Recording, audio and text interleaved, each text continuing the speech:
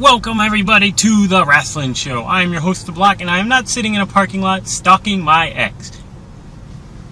Oh, I thought that was her. Anyway, so Jeff Hardy won the TNA heavyweight title at Bound for Glory. Congratulations, Jeff Hardy. Hopefully you've straightened up and you're not going to use the TNA belt to you're not going to pawn off the TNA belt and use it for bail money. Hopefully you've straightened up, and if you ever see yourself falling back into those bad habits, that lifestyle, maybe you should stop wrestling. Find something relaxful that doesn't cause you to be all stressed and do drugs. Or maybe you're just genetically or mentally predisposed to doing drugs, even if you're petting kittens.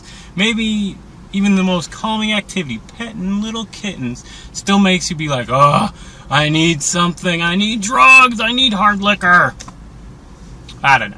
So you can always go back to, I guess, pouring paint on your body and throwing yourself at a canvas, or didn't you have a band, or I forgot what you used to do. But yeah, hopefully you're all right. You're an all right wrestler, you know, whatever. Personally, I don't see why you're the champ, just because, like, from TNA's perspective, why would they give you the belt?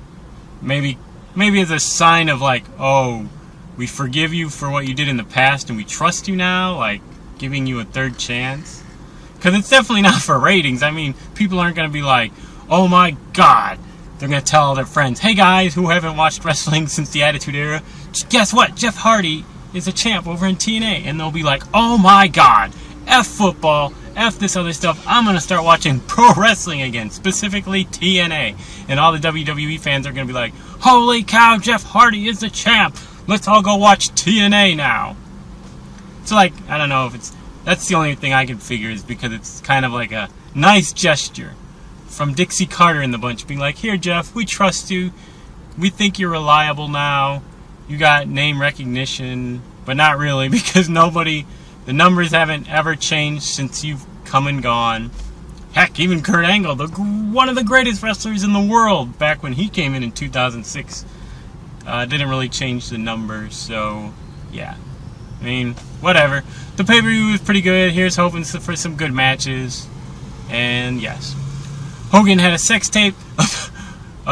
Didn't watch it. Don't plan on watching it because, I mean, Hogan was my childhood hero.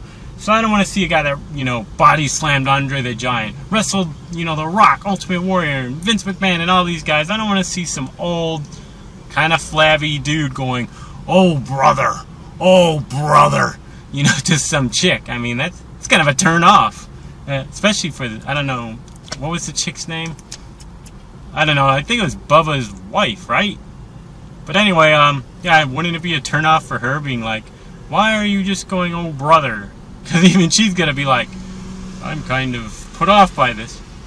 But yes, how do you not know when a guy is in the room with you, probably holding a smartphone or a camera? Hogan's like, I didn't know he was recording. What do you think?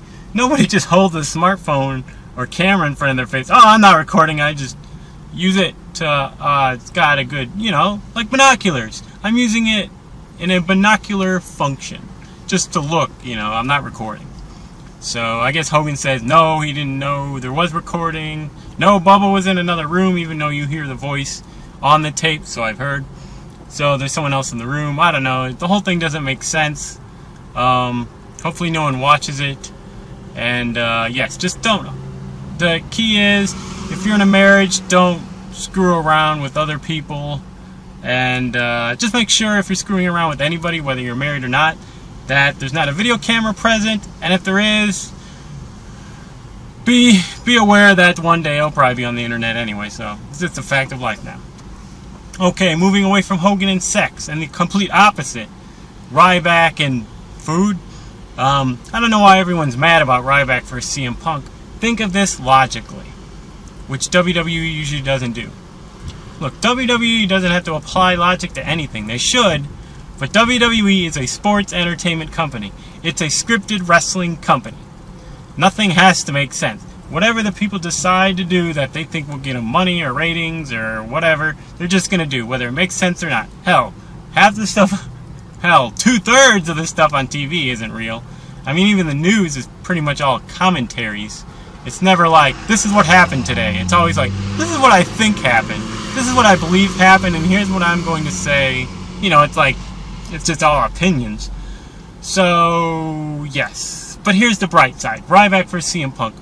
Maybe Ryback will get Nathan Jones before the pay-per-view. That's right. Nathan Jones will come to Hell in the Cell, knock out Ryback, and he will face CM Punk. No? Well, we could. What I mean in that is, maybe they'll decide that Ryback shouldn't face CM Punk in the Hell in the Cell at the last minute and have him get attacked backstage, and somebody else will face CM Punk. I can kind of see that happening. Then again, I can also see them going through with this match. Ryback versus CM Punk.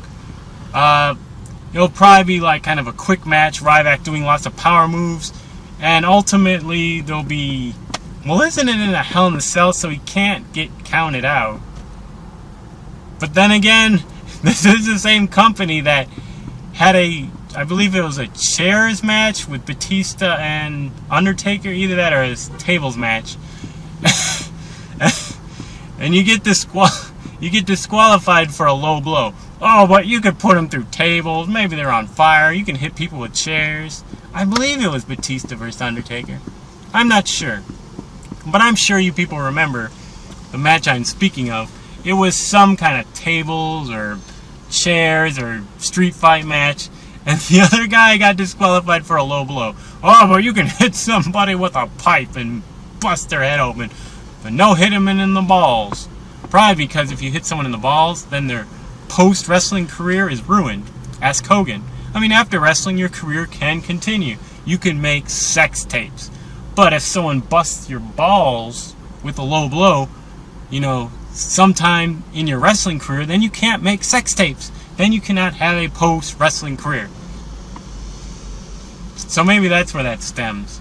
So thank you all for joining me, The Block, at The Wrestling Show.